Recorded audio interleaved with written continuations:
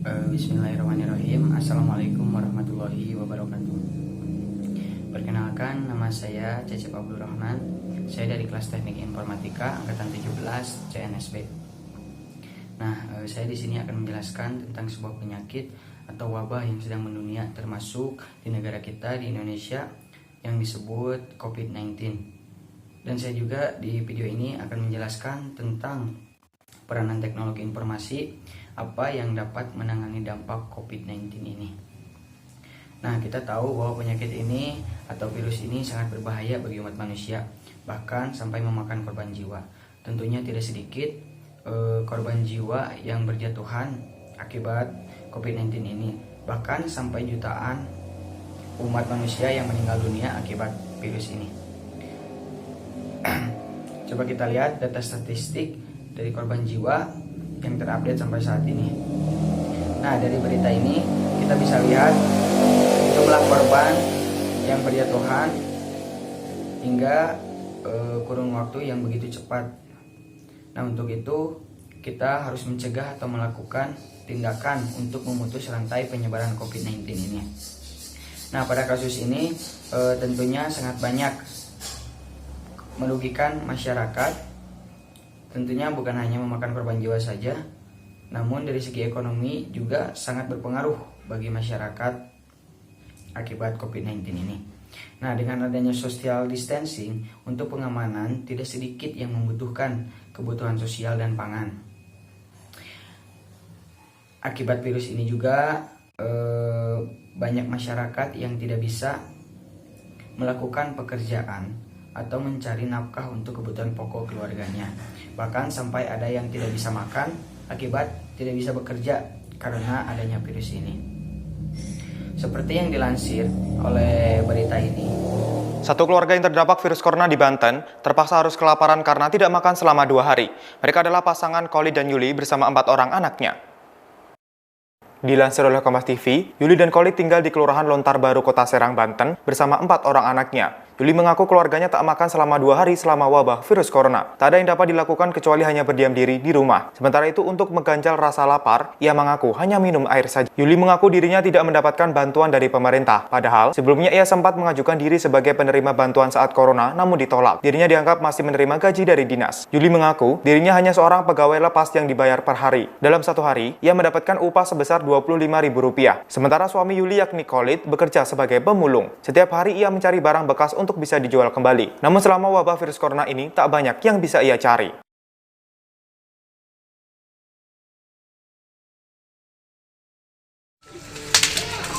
Pernah makan berapa hari? Nggak makan?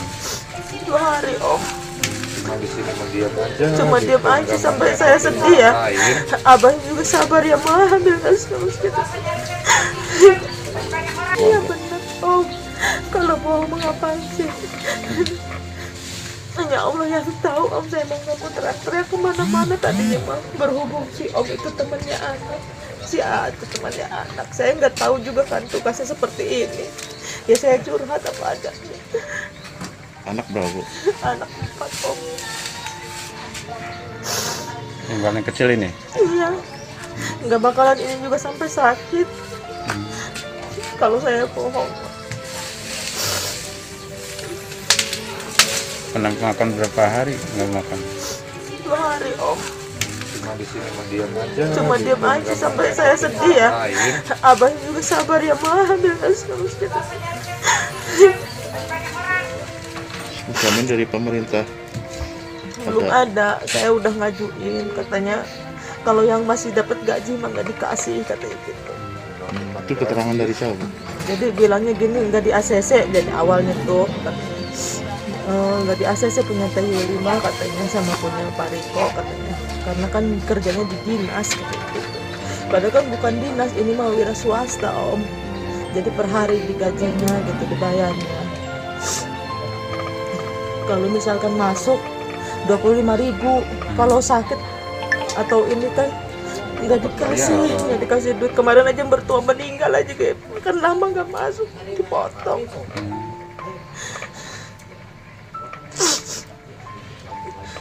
Udah, kata si kakak. Ya udah, makanya Anak yang gede ngalah, saya ngambil ijazah aja minta bantuan sama Basnas. Karena saking pengen diambil ijazahnya. Kalau nggak percaya ke Basnas aja, ada bukti-buktinya. Demikian Tribun News Update hari ini. Nantikan berita lainnya hanya di tribunnews.com. Nah, di sini untuk mengurangi kejadian miris seperti ini, kita harus melakukan sebuah tindakan agar tidak ada yang kelaparan seperti yang terjadi pada berita tadi. Tentunya dengan bantuan dari pemerintah akan sangat membantu hal tersebut. Untuk itu saya di sini ingin membuat sebuah sistem informasi yang membantu masyarakat agar mendapatkan semua bantuan dari pemerintah seperti bantuan dana ataupun sembako. Nah, agar pemerintah tahu siapa saja dan di mana saja masyarakat yang membutuhkan sebuah bantuan. Saya di sini ingin mengajukan atau melakukan sebuah perancangan sistem berupa sebuah website yang dapat melakukan pendataan masyarakat yang membutuhkan sebuah bantuan. Untuk membantu masyarakat tentunya dengan kerjasama dengan pemerintah setempat untuk melakukan pendataan dari setiap desa. Nah, pendataan ini dilakukan untuk mengetahui siapa saja yang membutuhkan bantuan, atau istilahnya mengetahui siapa saja atau orang seperti apa yang membutuhkan sebuah bantuan, seperti orang yang kurang mampu atau orang yang berkebutuhan khusus.